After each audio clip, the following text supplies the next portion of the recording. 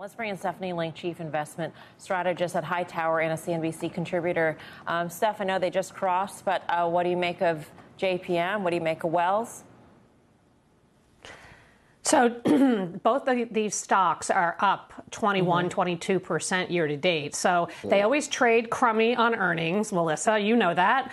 And I think it's an opportunity because I think you are seeing kind of the trough in net interest income and net interest margins as the yield curve has been steepening. So I think Wells Fargo is being totally conservative in terms of their guidance for net interest income, appropriately so. But given where the yield curve is, I think that those numbers are going to wind up beating. In terms of JP, I mean, my gosh, they crushed the revenue numbers at $50.2 billion. I mean, expectations were for $42 billion. So in my mind, you're going to get an opportunity to be buying these stocks. And I think you want to own the financials because I do think, again, going forward, net interest income, net interest margins will go higher given the yield curve. I think the bond books are actually better because, of course, they get marked to market every day and bond prices have actually gone higher. In addition, the regulatory situation seems to be cooling off a bit. Everybody passed with flying colors on the stress tests. And then going forward, just the base business. Investment banking fees are going to grow double digits this year. Capital markets are going to continue to climb higher.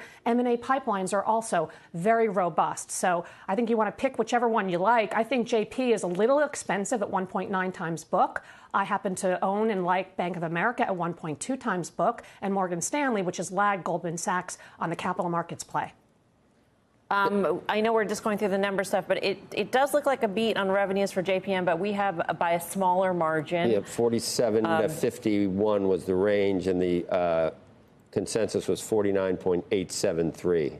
So still a beat, but just a smaller beat. I mean, I guess, Steph, you know, you mentioned the runs that these banks have gone on into earnings, and I think I don't know, it seems like what we want to have confirmation of in this quarter is that there is an inflection in net interest income.